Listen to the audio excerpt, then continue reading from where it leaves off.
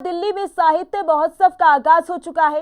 ये महोत्सव 16 मार्च तक चलेगा। इस कार्यक्रम में अलग अलग भाषाओं के माध्यम से भावों को पंक्तियों में पिरोने वाले साहित्य कवि हिस्सा लेंगे।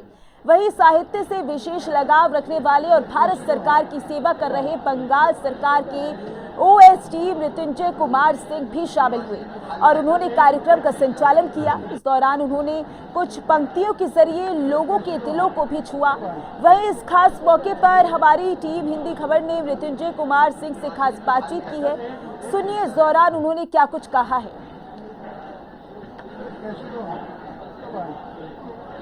साहित्य भारत की धरोहर है और ऐसे ही एक साहित्य महोत्सव का आयोजन दिल्ली में चल रहा है और इस महोत्सव में देखिए शामिल होने के लिए बहुत सारे कवि पहुंचे हैं और इसी कड़ी में देखिए हमारे साथ में एक वो व्यक्ति मौजूद हैं जो कि किसी पहचान के मोहताज नहीं हैं और सरकार की सेवा के साथ साथ देखिए साहित्य में भी अपनी सेवाएं दे रहे हैं। हम बात कर रहे हैं पश्चिम बंगाल सरकार के ओएसडी मृत्युंजय सिंह की।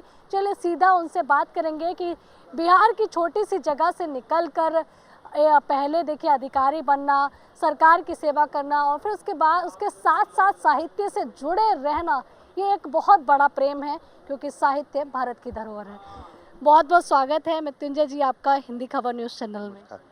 धन्यवाद। बताएं, अब तो आपने तो बताया ही कि साहित्य अकादमी में ये साहित्योत्सव जो है हर वर्ष मनाया जाता है और ये मेरा तीसरा वर्ष है यहाँ पर। पहली बार ऐसे मैं एक पूरा का पूरा सत्र होस्ट कर रहा हूँ, उसको चेयर कर रहा हूँ, तो मेरे लिए बहुत ही खुशी और गौरव का क्षण है यह। और सबसे बड़ी बात यह है कि साहित्य अकादमी का यह साहित्य उत्सव एकमात्र उत्सव है शायद इस देश में जो बड़ा ही इंक्लूसिव है। मतलब इनकी इतनी भाषी कवि लेखक सब आते हैं और उनसे बातचीत होती है, उनसे सीखने को मौका मिलता है। आप नई नई चीज़ें जानते हैं अपने देश के बारे में, अपनी सभ्यता के बारे में, संस्कृति के बारे में। ये तो अच्छा लगता है जी। एक आईपीएस और साहित्य, यानी कि आईपीएस जब आप बनने की तैयारी करते हैं तो बहुत टिपिकल सब्जेक्ट होते हैं। एक तरफ तो वो फील्ड हो गया, एक तरफ साहित्य, दोनों ही देखिए अपोजिट है। तो दोनों का तालमेल कैसे आया कि हमें साहित्य के क्षेत्र में भी काम करना है, हमें देश की सेवा भी करनी है? मैं सच कहूँ तो साहित्य और संगीत हमेशा से मेरे बहुत दिल के करीब था। हमारे घर में हमारे सारा परिवार जानता है कि साहित्य से हम कभी अलग नहीं रहे और संगीत से भी कभी अलग नहीं रहे। हम बचपन से ही गाते बजाते रहे हैं।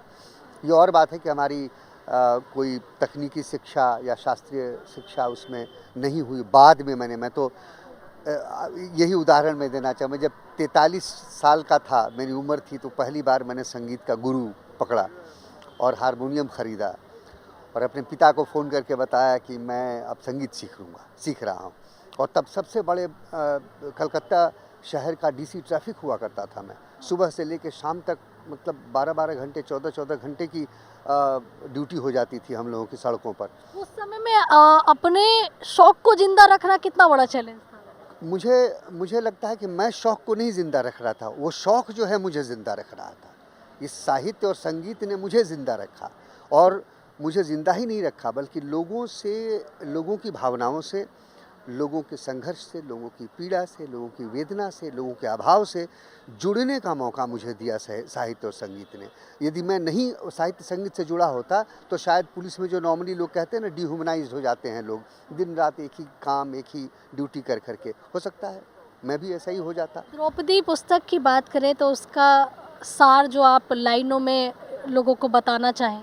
उसमें पढ़ूंगा, उसका अंतिम छंद यही होगा कि नारी की अतिक्रांत देह से पौरुष जिनका बढ़ता है, नारी की अतिक्रांत देह से पौरुष जिनका बढ़ता है, ऐसे पुरुषों का समाज ही पैतृकता को गढ़ता है, ऐसे पुरुषों का समाज ही पैतृकता को गढ़ता है।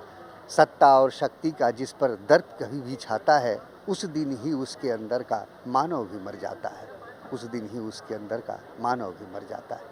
तो आप पढ़ें, अच्छा लगेगा मुझे।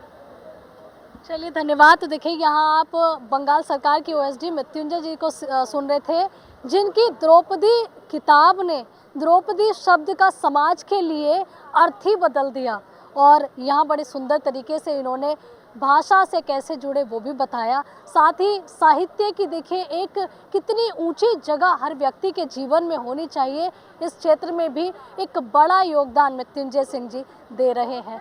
तो ऐसे में इनको भी बहुत बहुत शुभकामनाएं कि आगे और भी साहित्य के क्षेत्र में निरंतर कार्य करते रहें। कैमरा निशांत के साथ आंचल यादव, हिंदी खबर, दिल्ली।